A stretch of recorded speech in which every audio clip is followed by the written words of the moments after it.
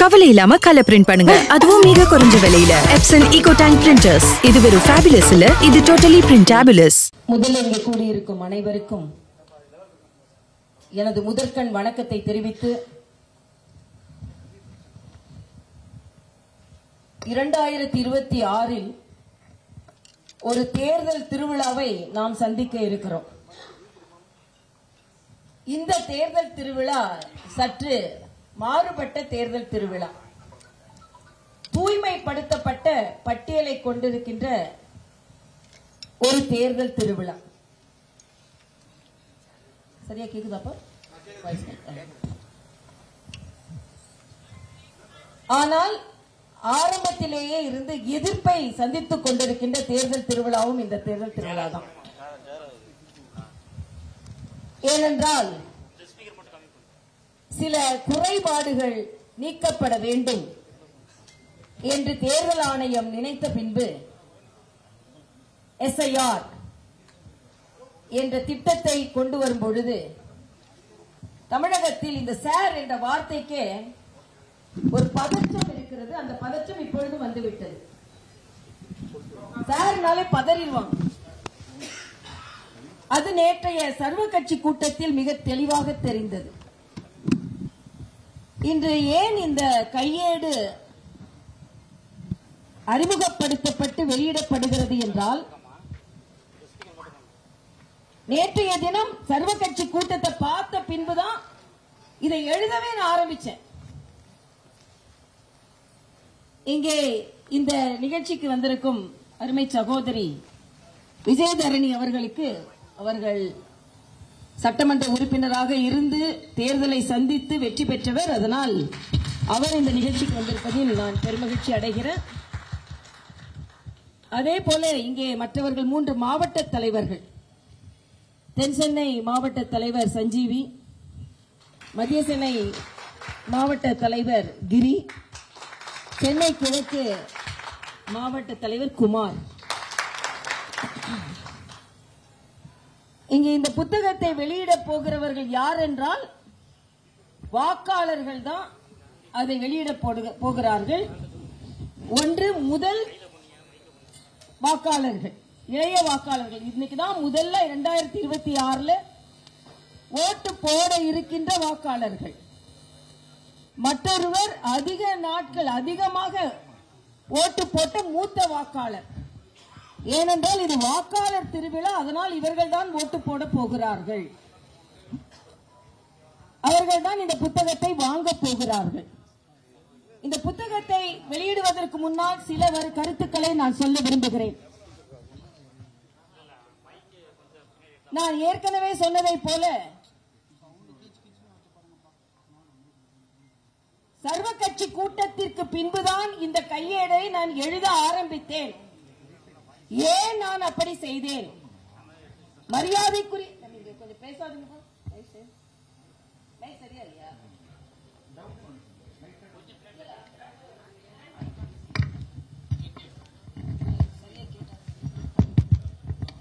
கேக்குதா? இப்போ போடியம் எடுத்துடலாமா? இங்க வந்துடவா?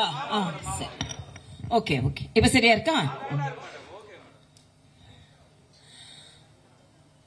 சர்வ கட்சி கூட்டத்தை நடத்திய முதல்வர் சொல்கிறார், வாக்குரிமை பறிக்கப்பட இருக்கிறது. முதல் பொய்.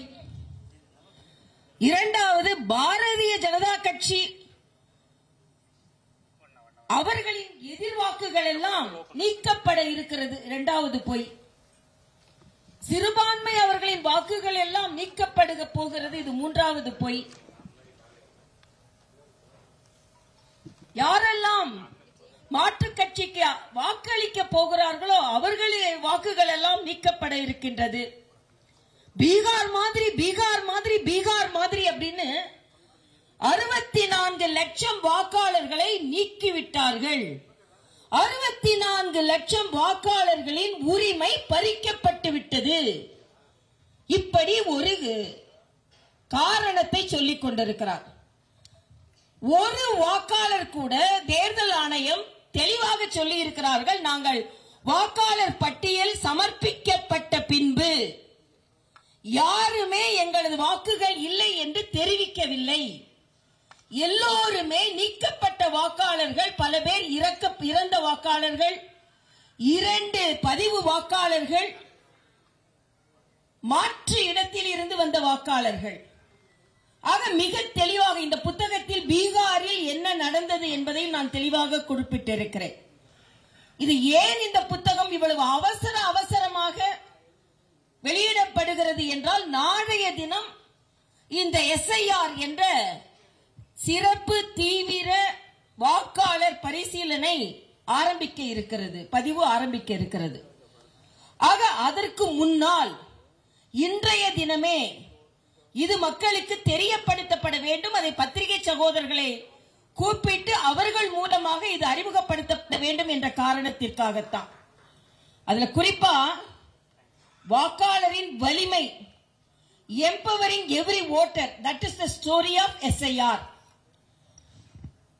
இதுல நான் 2-3 விஷயங்களை சொல்ல இருக்கிறேன். தமிழகத்தை பொறுத்த மட்டில் எனக்கு மிகுந்த வருத்தமாக இருக்கிறது. தமிழகத்தில் எதுவுமே நல்லது நடக்கக்கூடாது என்று திராவிட மாடல் அரசு கங்கணம் கட்டிக்கொண்டு வேலை செய்து கொண்டிருக்கிறார்கள். நேற்றைய தினம் முதல்வர் அவர்கள் சொல்கிறார்கள் வாக்குரிமை பறிக்கப்பட இருக்கிறது என்று. அனைத்து தலைவர்களும், அண்ணன் வைகோ, மரியாதைக்குரிய அண்ணன் வைகோ, சகோதரர் திருமாவளவன், கம்யூனிஸ்ட் கட்சியை சார்ந்த தலைவர்கள், சகோதரர் செல்வ பெருந்தகை, எல்லோருமே ஒரே மாதிரி பொய்யை சொல்லிக் கொண்டிருந்தார்கள். ஆக எனக்கு தாங்கவே முடியவில்லை. என்ன இது, ஒரு நல்ல திட்டத்தை எல்லோரும் இப்படி சொல்லிக் கொண்டிருக்கிறார்கள். இன்னொன்று சொன்னார் மரியாதைக்குரிய முதலமைச்சர் அவர்கள், பாஜகவிற்கு பயந்து கொண்டு சில கட்சிகள் இங்கே வரவில்லை. அது அதிமுகவாக இருக்கட்டும், பாமகவாக இருக்கட்டும், தாவேகாவாக இருக்கட்டும், நாம் தமிழராக இருக்கட்டும், இவங்கெல்லாம் அண்ணன் வாசன் அவர்கள் கட்சி, தமாக, இவர்கள் எல்லாம் வந்து சேரலன் உடனே முதலமைச்சர் சொல்கிறார், பயந்து போய், பாஜகவிற்கு பயந்து போய் இவர்கள் எல்லாம் வரவில்லை என்று. நான் சொல்கிறேன், அங்கே வந்த 41 பேரும் முதலமைச்சருக்கு பயந்து போய் வந்தவர்கள். ஆக உங்களுக்கு பயந்து போய் வருகிறார்கள், எங்களுக்கு பயந்து போய் வராமல் இல்லை. வந்தவர்கள் எல்லோரும், ஏன்னா எல்லாரும் நான் சின்ன வயதிலிருந்து பார்த்திருக்கிறேன். அண்ணன் வைகோ எல்லாம் நான் பார்த்து வியந்த தலைவர்கள். ஆனா எல்லோருமே உண்மை இல்லை என்று தெரிந்த பின்பு ஒரே வழியா பக்கவாத்தியம் வாசிக்க ஆரம்பித்து விட்டார்கள். எனக்கு தமிழகத்தை பற்றி ஒரு கவலை இருக்கிறது. என்னென்றால், எல்லாமே இந்த திராவிட ஆட்சியில் நல்லதை எல்லாம் விட்டு விடுகிறார்களே என்ற கவலை எனக்கு இருக்கிறது. ஏனென்றால் தமிழகத்தை பொறுத்தமட்டில்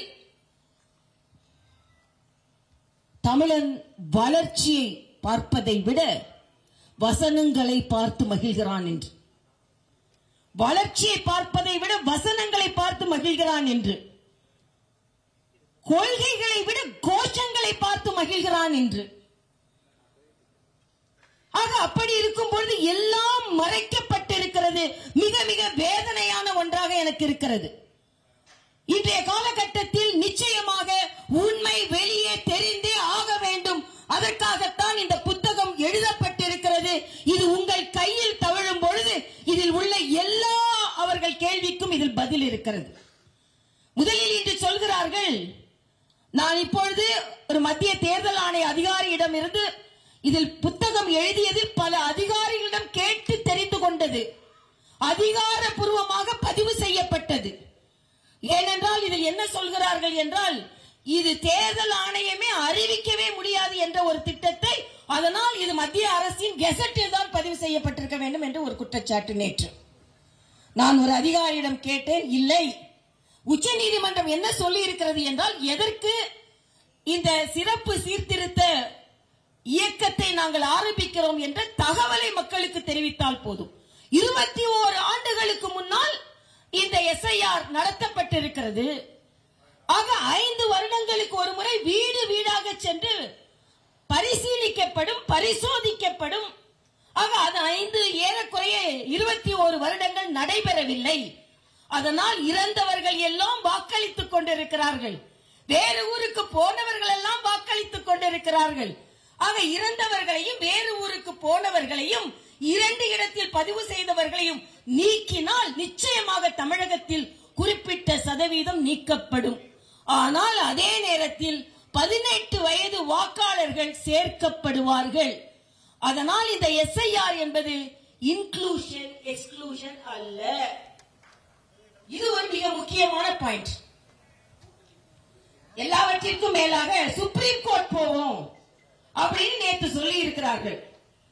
சட்டம் என்ன சொல்கிறது என்றால், இதுவரை அதுவும் இந்த புத்தகத்தில் குறிப்பிட்டிருக்கிறேன், பல இடங்களில் பல மாநிலங்களில் சுப்ரீம் கோர்ட் போகும் பொழுது தேர்தல் ஆணையம் ஒரு கான்ஸ்டிடியூஷனல் பாடி, அது நினைத்தால் நிச்சயமாக முன்னெடுக்க வேண்டும் என்றால் அதை எந்த உயர் நீதிமன்றமோ உச்ச நீதிமன்றமோ தடுக்காது என்பதைத்தான் இவ்வளவு நாள்கள் சொல்லி இருக்கின்ற தீர்ப்பு. அதனால் முதலமைச்சர் உச்ச நீதிமன்றம் போவோம் என்று சொல்லிக் கொண்டிருக்கிறார்கள். அண்ணன் அர்ஜுன் மூர்த்தி அவர்களுக்கு எனது வணக்கத்தை தெரிவித்துக் கொள்கிறேன். அதனால் உச்ச நீதிமன்றம் போவேன் என்று சொல்லி இருக்கிறார்கள். அதுவும் போக முடியாது என்பதும் ஒரு மிகப்பெரிய தெளிவான சட்டமாக இருக்கிறது. எனக்குள்ள வருத்தம் என்ன என்றால், இது ஒரு மாபெரும் மக்கள் இயக்கமாக மாற வேண்டும். மக்களின் பங்களிப்பு இல்லாமல் இந்த SIR என்பது வெற்றி பெற முடியாது. ஆனால் இன்று சொல்கிறார்கள், இதில் மிக தெளிவாக நான் அந்த புத்தகத்தில் குறிப்பிட்டிருக்கிறேன். இன்றிலிருந்து இன்று வரை வாக்காளர்கள் சேர்க்கப்படுவார்கள், பரிசீலிக்கப்படுவார்கள், பின்பு வாக்காளர் பட்டியல் அறிமுகப்படுத்தப்படும். அறிமுகப்படுத்தப்பட்டவுடன் இது யார் வேண்டுமானாலும் பார்க்கலாம். அது நான் கேட்கிற திராவிட முன்னேற்ற கழகத்தை சார்ந்த சகோதரர்கள் இதை பார்த்துவிட்டு ஆட்சேபனை சொல்ல மாட்டார்களா? மக்களை ஆட்சேபனை சொல்ல மாட்டார்களா? நீங்கள் சொன்னதை போல 65 லட்சம் பேர் நீக்கப்பட்டிருந்தால் எல்லாரும் சாலைக்கு வந்து எங்கே என் ஓட்டு, எங்கே என் ஓட்டு, எங்கே என் ஓட்டு என்று கேட்டிருக்க மாட்டார்களா? ஆக இவை எல்லாமே தேர்தல் ஆணையம் செய்துதான். நேற்று சகோதரி ஜோதிமணி அவர்கள் நேற்றில் இருந்து ஒரு ஃபார்மை வச்சுக்கிட்டு இதை எப்படி ஃபில் பண்றது, இப்படி ஃபில் பண்றது, இது ஏன் கொண்டு வந்தாங்கன்னு கேட்டுக்கொண்டிருந்தார். நான் ஒரு அதிகாரியிடம் கேட்கும் பொழுது சொன்னார்கள், அதற்கு காரணமே ராகுல் காந்தி தான். நாங்க SIR மிக சிம்பிளா செஞ்சு முடிச்சோம். ஆனா இவங்க கேள்வி கேட்க கேள்வி கேட்க கேள்வி கேட்க அதற்கு அதிகார படிவம் வேண்டும் என்று நாங்கள் முடிவு செய்து இதை நாங்கள் இன்று அறிமுகப்படுத்தி இருக்கிறோம். 2 ஃபார்ம் கொடுக்கப்படும். அதில் ஒன்று பதிவு செய்யப்படும். அது நீங்க ஒண்ணு செய்ய வேண்டாம். BLO என்ற ஆபீசர் வருவார். இன்னொரு தலைவர் கேட்கிறார், ஒரு மாதத்திற்குள்ள இதை எப்படி முடிப்பீங்க அப்படின்னு. 1000 பேருக்கு ஒரு BLO ஆபீசர் இருப்பார். 1000 பேருக்கு மட்டும்தான். ஏறக்குறைய 70,000 பூத்துகள், 68,000 சொச்சம் பூத்துகள். 1000 பேருக்கு ஒரு BLO ஆபீசர் இருந்து 3 முறை வீட்டுக்கு வந்து வந்து வந்து வந்து இதை அவர் சரி செய்யும் பொழுது எப்படி விடுபடும் என்று நாங்கள் கேட்கிறோம் என்று சொல்கிறார்கள். நான் ஏன் இதை மக்கள் இயக்கமாக எடுத்துச் செல்ல வேண்டும் என்று நினைத்தேன் என்றால், நான் ஒரு கவிதை படித்தேன். அப்பா அப்பா தேர்தல் என்றால் என்னப்பா? அப்பா அப்பான்னு நான் வேற அப்பாவை சொல்லல, நம்ம அப்பா சொல்லல. தமிழ்நாட்டில் அப்பானாலே யாரை கூப்பிடுறீங்கன்னு தெரியாம போயிடுது. அவன் பையன் கேட்கிறான், அப்பா அப்பா தேர்தல்னா என்னப்பா? அவர் சொல்கிறார், தமிழ்நாட்டில் நம்மை அவர்கள் ஏமாற்றுவதற்கு நாமே கொடுக்கும் லைசன்ஸ் தான் மகனே தேர்தல். அதான் தேர்தல். இன்னொரு பேர் கேட்கிற, அப்பா தேர்தல்னா என்னப்பா? வெறும் புள்ளிகளை பெரும் புள்ளிகளாக்க கரும் புள்ளிகளை நம் கையில் பெற்றுக் கொள்கிறோம் பல்லவா, அதுதான் தேர்தல். வெறும் புள்ளிகளை பெரும் புள்ளிகளாக்க கரும் புள்ளிகளை கையில் தாங்குகிறீர்கள், அதுதான் தேர்தல். 1967 எனக்கு நல்லா ஞாபகம் இருக்கு. நான் சின்ன பொண்ணு. திமுக வெற்றி பெறுகிறது.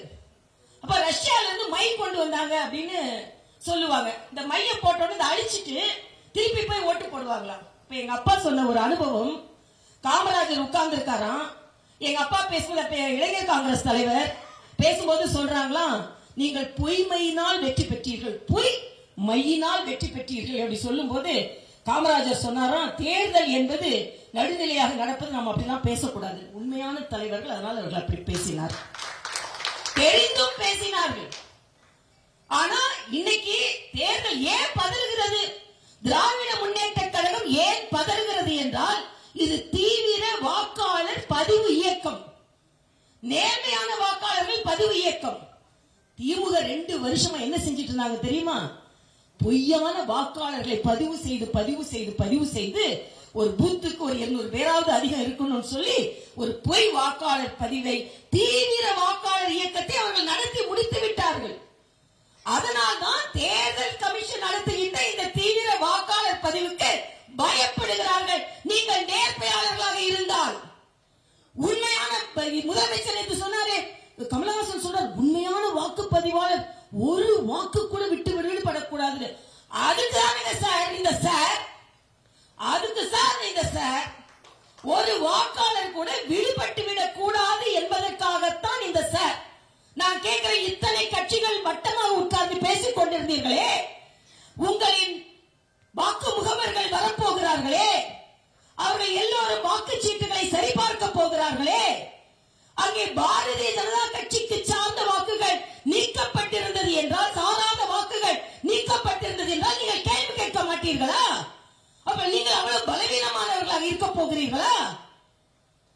ஆக ஒன்றுமே இல்லாத ஒரு விஷயத்தை பூதாகரமாக்கி, நான் கேட்கிறேன், மாநில சுயாட்சி, மாநில அதிகாரம் என்று சொல்லிக் கொண்டிருக்கும் ஸ்டாலின் அவர்களே, மத்திய அரசு ஒரு திட்டத்தை கொடுத்தால், அதை கட்டாயப்படுத்தினால், மக்களுக்காக கட்டாயப்படுத்தினால், அறிமுகப்படுத்தினால், உடனே எங்களது மாநில உரிமை என்னாவது? ஒரு ஆளும் கட்சியை எப்படி நீங்கள் கட்டுப்படுத்தலாம் என்று கேட்கிறீர்கள். பக்கத்தில் கேரளாவில் என்ன நடந்தது? PMC என்ற ஒரு திட்டம், அந்த திட்டத்தில் நன்மை கருதி அந்த மாநில அரசு அதை ஏற்றுக்கொள்ள போகும் பொழுது மத்திய அரசு அடக்குமுறையை ஏவவில்லை. ஒரு கட்சி ஒரு தேர்ந்தெடுக்கப்பட்ட அரசை அடக்குமுறையில் ஏவுகிறது என்றால் உங்களின் மாநில அதிகாரம் எங்கே போகிறது? ஆக அண்ணன் ஸ்டாலினும் அவர்கள் கூட்டணி கட்சியை சார்ந்தவர்களுக்கும் என்ன என்றால், அவர்களுக்கு ஏதாவது நடந்தால், அவர்கள் காரணமாக நடந்தால், இது என்ன பாசிசம் என்று கேட்கிறேன். மத்திய அரசு ஒரு திட்டத்தை நீங்கள் நடைமுறைப்படுத்துகிறீர்கள் என்றால் அது அரசாட்சி. ஆனால் மாநில அரசு ஏற்றுக்கொள்ள வேண்டும் என்று நினைத்த பின்பும் அந்த கட்சி ஒரு தேர்ந்தெடுக்கப்பட்ட ஒரு அரசாங்கத்தை, ஒரு திட்டத்தை நீங்கள் ஏற்றுக்கொள்ள கூடாது என்று, அதுவும் மக்களுக்கு நன்மை செய்கின்ற ஒரு திட்டத்தை ஏற்றுக்கொள்ள முடியாது என்று சொன்னால் இது என்ன கொள்கை என்று கேட்கிறேன். ஆக நீங்கள் செய்வது எல்லாம் நல்லது, பாசம். பாஜக சென்றால் அது பாசிசம். இப்படித்தான் நீங்கள் எடுத்து சென்று கொண்டிருக்கிறீர்கள். ஆனால் நான் ஏன் இன்று இந்த புத்தகத்தை வெளியிடுகிறேன் என்றால், இது ஒரு மக்கள் இயக்கமாக மாற வேண்டும். 1967 ஏற்பட்ட மாற்றம், ஏமாற்றம் மாற்றப்பட வேண்டும்.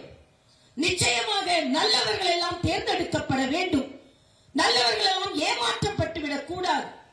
நான் தூத்துக்குடியில் ஒரு மேனிபெஸ்டோ தயார் செய்திருந்தேன்.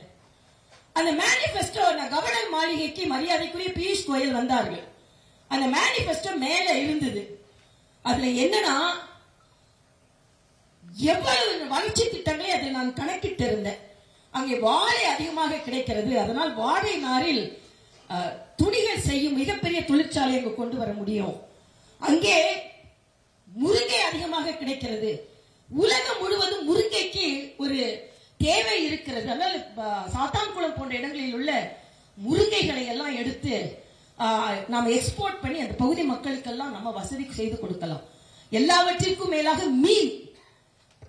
அசாம்ல கருவாட்டினால் மட்டும் ஒரு கிராமம் 40 கோடி ரூபாய் சம்பாதிக்கிறது ஒரு வருடத்திற்கு. அதே போல தூத்துக்குடியில் கருவாட்டை வைத்து அந்த மக்களை செல்வந்தர்களாக்க வேண்டும் என்று ஒரு குறிப்பு வைத்திருந்தேன். எல்லாவற்றிற்கும் மேலாக திருப்பதி தேவஸ்தானம் போலவே நமது திருச்செந்தூரை தேவஸ்தானமாக மாற்ற வேண்டும் என்றும் ஒரு குறிப்பை நான் அதில் எழுதி இருந்தேன். ஏன்னா அப்படி ஆக்கியிருந்தா நம்ம சேகர் பாபு அண்ணெல்லாம் கொஞ்சம் நம்மளை இவ்வளவுக்கு ஏமாற்ற முடியாது. தங்கம் எங்கே இருக்கு என்று தெரியவில்லை, உண்டியல் எங்கே என்று தெரியவில்லை.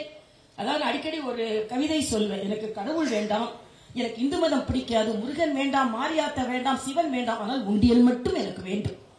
அதுதான் தமிழகத்தில் உள்ள நிலைமை. அதே மாதிரி தங்கத்தை திருடி அதை உருக்கி எங்கே கொண்டு போகிறார்கள் என்றே தெரியவில்லை. ஆக அதை பியூஷ் கோயல் பார்த்துவிட்டு சொன்னார், இணைப்பு சொல்லியிருந்தேன், அதாவது மீனுக்கு உப்பிற்கு என்று மிகப்பெரிய தொழிற்சாலை என்னால் அமைக்க முடியும். அப்ப பியூஷ் கோயல் அதை பார்த்து சொன்னார், இந்த மேனிபெஸ்டோவை பார்த்தா தூத்துக்குடி மக்கள் எவ்வளவு பெரிய வாய்ப்பை இழந்திருக்கிறாங்க. சகோதரி கனிமொழி ஒன்றும் சொல்லல, ஆனா எங்களை போன்றவர்கள் இருந்தால் உடனே நேரடியாக இன்னும் பல திட்டங்களை கொண்டு வருவது நான் கனவு திட்டம் போட்டிருந்தேன்.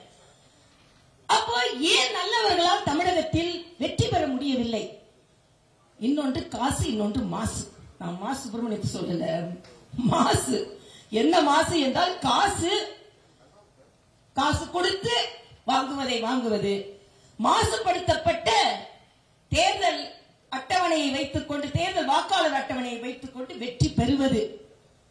ஏன் இந்த ஆளும் கட்சியான திராவிட முன்னேற்ற கழகம் பதறுகிறது என்றால், இவர்கள், நான் அடிக்கடி ஒன்று சொல்லுவேன், சின்ன வயதிலிருந்து நான் கேள்விப்பட்டது, நம்ம வீட்டுல சொல்வதற்கு வருத்தமா தான் இருக்குது. ஆனா நம்ம வீட்டுல யாராவது மறைந்து விட்டால், மறைந்தவர்களை எல்லாம் எங்காவது சந்திக்க வேண்டும் என்றால் திமுக ஒரு வாக்காளர் லிஸ்ட் வச்சிருப்பாங்க, அவங்க எல்லாம் தேர்தலுக்கு வந்து ஓட்டு போட வந்திருப்பாங்க.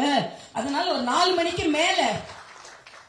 மணிக்கு மேல உண்மையான வாக்காளர் எல்லாம் ஓட்டு போட்டுட்டு போனதுக்கு அப்புறம் திமுக காரங்க கொஞ்சம் பேரை கூட்டிட்டு வருவாங்க. அவங்க வந்து நம்ம பெரியவங்க எல்லாம் நின்றுட்டு இருப்பாங்க, நம்ம போய் பார்க்கலாம். இது உண்மை.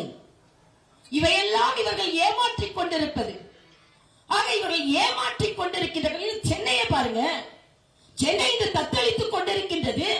தேர்ந்தெடுக்கப்பட்டவர்கள் எல்லாம் இங்கே அமெரிக்காவில் சுற்றிக் கொண்டிருக்கிறார்கள். ஆக அதற்கென்று பெரிய பெரிய திட்டத்தை நான் வைத்திருந்தேன். நார்வேயில் எப்படி ரெயின் வாட்டர் டிரைனேஜ் வருதுன்னு அதை ஒரு திட்டமாக தென் சென்னைக்கு வைத்திருந்தோம். ஏன் எங்களை நாங்களெல்லாம் அறிவாற்றல் இல்லாதவர்களா, பலம் இல்லாதவர்களா? இல்லை, எங்களது பலம் பலவீனமாக முன்னிறுத்தப்படுகிறது. எங்களால் ஏமாற்ற தெரியவில்லை என்பதற்காக நீங்கள் ஏமாறுபவர்களை நாங்கள் ஏமாற்றப்பட்டுக் கொண்டிருக்கிறோம். ஆனால் இந்த எஸ்ஐஆர் ஏன் தூய்மைப்படுத்தப்படுகிறது என்றால், ஓரளவிற்கு இந்த தேர்தல் திட்டம் என்பது தூய்மைப்படுத்தப்படும் என்பது இந்த எஸ்ஐஆரில் ஒரு மிகப்பெரிய தாற்பயம். அதனால் இன்றைய காலகட்டத்தில் இது ஒரு மக்கள் இயக்கமாக மாற வேண்டும். பாரதிய ஜனதா கட்சி என்ற இயக்கத்தை தாண்டி இது ஒரு இளைஞர் இயக்கமாக மாற வேண்டும். ஏனென்றால் இதில் நல்லவர்கள் வெற்றி பெற வேண்டும். நல்லவர்கள் வெற்றி பெற்றால் மட்டுமே தமிழகம் நிச்சயம் காப்பாற்றப்பட வேண்டும். எனக்கு மிகவும் வேதனையாக இருக்கிறது. நான் இன்று கவர்னரை விட்டு இங்கே வந்தது இந்த தமிழக மக்களுக்கு ஏதாவது நல்லது செய்ய வேண்டும், ஏமாந்து கொண்டே இருக்கும் என்பதற்காக அல்ல. ஏன் நான் பதறுகிறேன்? ஏன் இவர்கள் எல்லாம் கூட்டம் போட்டு இதை எதிர்க்கிறார்கள் என்றவுடன் நிச்சயமாக எஸ்ஐஆர் இவர்கள் எதிர்க்க முடியாது. ஆனால் ஏன் நான் பதறுகிறேன் என்றால், என் தமிழகத்து இளைஞன் மறுபடியும் இவர்கள் வசனங்களால் ஏமாந்து விடக்கூடாது என்பதற்காக நான் வேண்டுகிறேன், வருத்தப்படுகிறேன், கண்ணீர் சிந்துகிறேன். நான் ஹைதராபாத்தில் நியூ சிட்டி வழியாக போகும்போது நான் பார்த்த அண்ணாந்த கட்டடங்கள், வளர்ச்சி வளர்ச்சி என்று சொல்லும் என் தமிழகத்தில் இப்படிப்பட்ட கட்டடங்கள் இல்லையே என்று ஏங்கி இருக்கிறேன். வசனங்கள் இங்கே இருக்கிறதே தவிர வளர்ச்சிகள் இல்லை தம்பிகளா, தங்கைகளே. ஆக எங்களை போன்றவர்களுக்கெல்லாம் ஒரு கடமை இருக்கிறது. எவ்வளவு பெரிய பதவியை விட்டு விட்டு வந்தெல்லாம் சாதாரண விஷயத்திற்காக அல்ல, தமிழகத்தில் தமிழ் மக்களுக்கு நல்லது செய்ய வேண்டும் என்ற காரணத்திற்காகத்தான் எங்கள் வாழ்க்கை இருக்கிறது என்பதற்காக சொல்கிறேன். சும்மா ஏமாந்து கொண்டு இருப்பதற்காக அல்ல. ஏன் நடு இரவு ஆரம்பித்து 24 மணி நேரத்தில் ஒரு புத்தகத்தை எழுதி முடிக்கிறேன் என்றால், இந்த தமிழர்களுக்கு எல்லாம் சொல்லிக் கொடுத்து ஆக வேண்டிய சூழ்நிலையில் இருக்கிறோம். மறுபடியும் வசனம் செய்து சமூக நீதி என்ற பொய்யை பேசி, சமூக நீதி என்று பேசுவார்கள். தம் பையனதான் துணை முதலமைச்சராக வருவார்கள். கனிமொழியை தமிழ் மொழியை வளர்த்தேன் என்று கனிமொழியை தான் கலைஞர் வளர்த்தார். சமூக நீதி எங்கே இருக்கிறது? சமூக நீதி என்றால் துணை முதலமைச்சர் சமூக நீதியில் ஒருவரை வர வைக்க வேண்டும் என்று வைத்திருக்க வேண்டும். உங்கள் குடும்பத்திற்கு என்றால் சமூக நீதி கிடையாது. தமிழன் எத்தனை நாள் இப்படி ஏமாந்து கொண்டிருக்க போகிறீர்கள்? திராவிட முன்னேற்ற கழக தொண்டர்களே கேட்கிறேன், எத்தனை பேர் அவர்கள் கட்சியில் குடும்பத்தை சார்ந்தவர்கள் இருக்கிறார்கள்? நீங்கள் எல்லாம் பணியாற்றவில்லையா? சமூக நீதி இல்லையா? ஆக தமிழன் மறுபடியும் ஏமாற்றப்படுவான் என்றால் அதை எங்களால் பொறுத்துக் கொள்ள முடியாது என்பதற்காகத்தான் இந்த கூட்டம், இந்த புத்தகம் என்று சொல்கிறேன். நிச்சயமாக. ஏனென்றால் எல்லாம் ஏழு பாரதிய ஜனதா கட்சியை தான் சொன்னா உங்களுக்கு என்ன இருக்கு? பாஜக சொன்ன 200 ஊபிஸ் இருக்கிறாங்க பாருங்க. இன்னைக்கு ஒருத்தன் எழுதுறான், கிளவி நீ சும்மாரு, நான் கிளவியா, அவங்க தலைவர் இளைஞனா, இளைஞர் கட்சி தலைவரா, இளைஞரணி தலைவர், அவர் முதலமைச்சர் ஆகணும், இளைஞரணி தலைவராக இருந்திருப்பார். எச்சரிக்கிறேன் உங்களை எல்லாம், முதலில் மரியாதையாக பதிவு செய்யப்படுங்கள். அழகு தமிழை அழுக்கு தமிழாக மாற்றாதீர்கள் என்பதை இங்கே நான் தெரிவித்துக் கொள்கிறேன். நான் ஏற்கனவே சொன்ன மாதிரி சும்மா அந்த புத்தகத்தை வெளியிட்டு விட்டு போவதற்கு வரவில்லை. நான் இதை ஒரு மக்கள் இயக்கமாக மாறி இந்த இளைஞர்கள் தலைகோவல் விடுக்கிறேன்.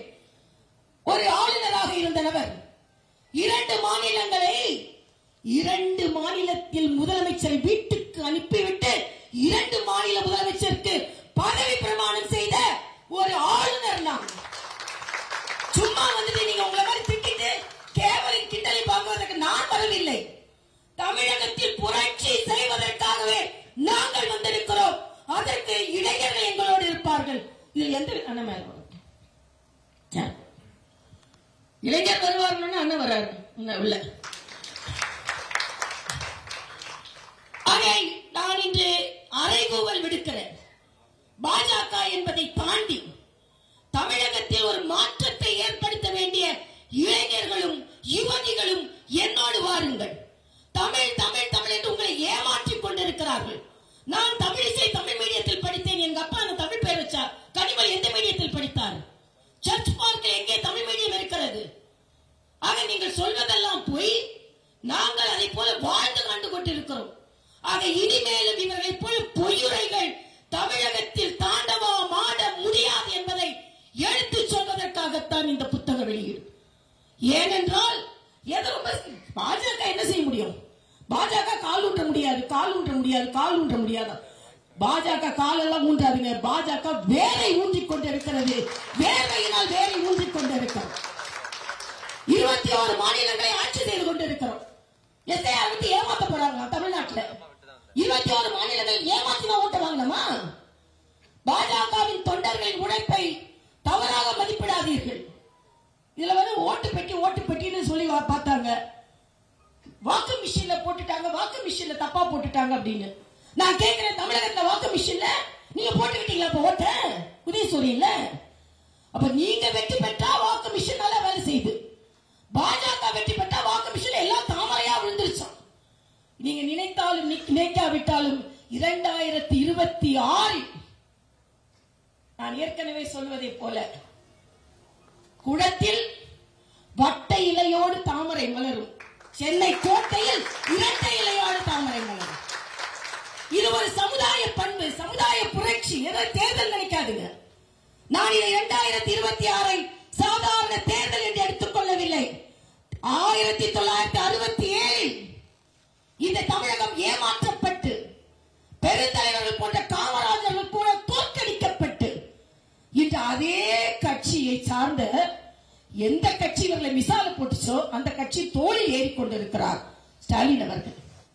இன்னைக்கு பாஜக அடிமைப்படுத்துகிறது சொல்றீங்களே, இன்னைக்கு இலங்கையில் தமிழர்களை கொன்ற கட்சியோடு கூட்டணி வைத்திருக்கிறீர்கள். நியாயமா இது என்று கேட்கிறேன்.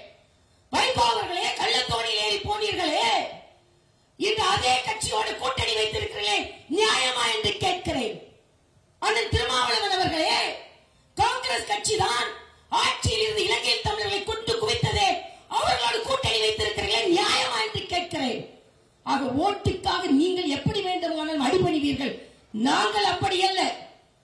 எப்படி வட இந்தியாவில் 21 மாநிலங்களில் வளர்ச்சி திட்டங்களை கொண்டு வந்தோமோ அதே வளர்ச்சி திட்டங்கள் தமிழகத்திற்கு வர வேண்டும். ஏமாற்றப்படும் தமிழகம் மாற்றப்பட வேண்டும் என்பதற்காகத்தான் இந்த கூட்டம். இன்றிலிருந்து தமிழகத்தில் உள்ள இளைஞர்கள் இயக்கமாக மாறி, பாரதிய ஜனதா கட்சி என்றாலே ஏமாற்றுவதற்காக வந்த கட்சி அல்ல. அதே போல மதவாத கட்சியும் அல்ல, மனிதவாத கட்சி.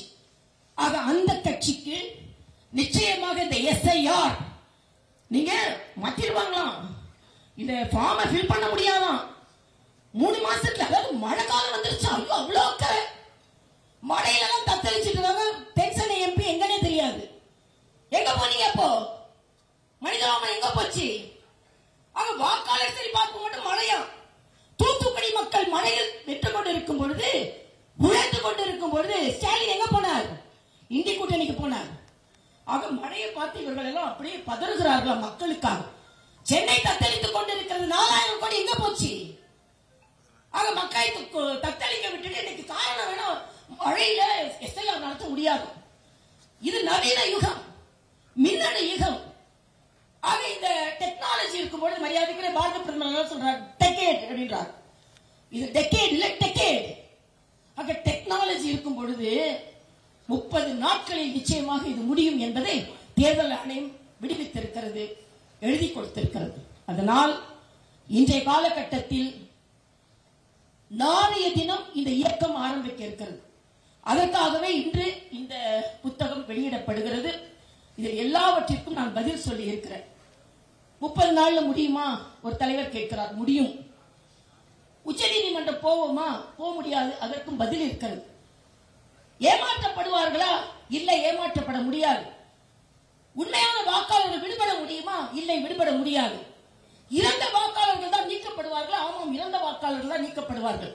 18 வயது உள்ள வாக்காளர்கள் சேர்க்கப்படுவார்கள். ஆமாம், ஒருவர் விடுவார்கள், சேர்க்கப்படுவார்கள். ஆக எல்லாவற்றிற்கும் பதில் இருக்கிறது. இதில் நான் சொல்வது இல்லை என்றால், நேற்று சர்வ கட்சி கூட்டத்தை பார்த்தீர்கள் என்றால், கூட்டமாக கூடி பொய் சொல்லிக் கொண்டே இந்த தமிழகத்தை ஏமாற்ற முடியும் என்று ஒரு கூட்டம் நினைத்துக் கொண்டிருக்கிறது. அந்த கூட்டம் நிச்சயமாக வீட்டுக்கு அனுப்பப்பட வேண்டிய கூட்டம் என்பதையும், நிச்சயமாக ஒரு மாற்றம் ஏற்படுத்தப்பட வேண்டும் என்பதையும் சொல்வதற்காகத்தான் இந்த புத்தக வெளியீட்டு விழா. அதனால் நிச்சயமாக, ஏன்னா பயமுறுத்துறாங்க. அழகா தேர்தல் கமிஷன் ஒரு அட்வர்டைஸ்மெண்ட் கொடுத்திருக்காங்க. உங்களுக்கு பதிவு செய்ய முடியலன்னா BLO ஆபீசர் உங்களுக்கு பதிவு செய்ய முயற்சி செய்வார், உதவி செய்வார். நீ எந்த சர்டிபிகேட் கொடுக்க வேணாம். நேற்று டெத் சர்டிபிகேட் கேட்பாங்க, 20 வருஷத்துக்கு டெத் சர்டிபிகேட் கேட்பாங்க. ஒன்னும் கேட்க மாட்டாங்க. போட்டோ கூட விரும்பினா கொடுக்கலாம். எல்லாத்துக்கும் BLO ஆபீசர் உங்களுக்கு ஹெல்ப் பண்ணுவாங்க. ஒரு BLO ஆபீசர் 1000 வாக்காளருக்கு மட்டும்தான். 3 முறை போனா அவங்க அழகாக அதை பதிவு செய்து விடுவார்கள். ஆக ஒரு கிணறு சுத்தப்படுத்தப்பட இருக்கிறது, நல்ல தண்ணீர் நமக்கு கிடைக்க இருக்கிறது. ஆனால் இதுவரையும் சாக்கடை தண்ணீரையே குடித்துக் கொண்டிருந்த நமக்கு சாக்கடையை தான் நான் கொடுப்பேன், நல்ல தண்ணீர் உங்களுக்கு கிடைக்க கூடாது என்ற வன்மம் தான் இந்த திராவிட முன்னேற்ற கழக கூட்டணிக்கு இருக்கிறது என்று சொல்லி, நிச்சயமாக இந்த புத்தகம் பெரிய புத்தகம் நான் சொல்ல முடியாது. ஆனால் இது அவசியமான புத்தகம். என்னெல்லாம் அவர்கள் பொய் பிரச்சாரம் செய்கிறார்களோ அதற்கெல்லாம் ஒரு பதில் இருக்கிறது. ஏனென்றால் இன்றைய காலகட்டத்தில் தெளிவாக ஒன்றை எடுத்துச் சொல்ல வேண்டிய சூழ்நிலையில் நாம் இருந்து கொண்டிருக்கிறோம். அதனால் இந்த புத்தகத்தை வெளியிடுவதில் நான் மகிழ்ச்சி அடைகிறேன். இந்த புத்தகத்தை மரியாதைக்குரிய விஜயதரணி அவர்கள், அண்ணன் அர்ஜுன் மூர்த்தி அவர்கள், அண்ணன் கராத்தே தியாகராஜன் அண்ணன் அவர்கள், அதே மாதிரி எங்களது 3 மாவட்ட தலைவர்கள், அவர்களோடு முதல் வாக்காளர்கள் அவர்கள் தான் மெயினா. நான் ரிலீஸ் பண்ணும்போது பெறுபவர்கள் முதல் யங் ஓட்டர்ஸ், இது வரைக்கும் முதல் வாக்காளர்கள், அப்புறம் மூத்த வாக்காளர்கள், அவர்களுக்கு முதல் புத்தகம். அதனால ஃபர்ஸ்ட் டைம் ஓட்டர்ஸ் யார் வாங்க, ஃபர்ஸ்ட் டைம் ஓட்டர்ஸ் வர சொல்லுங்க.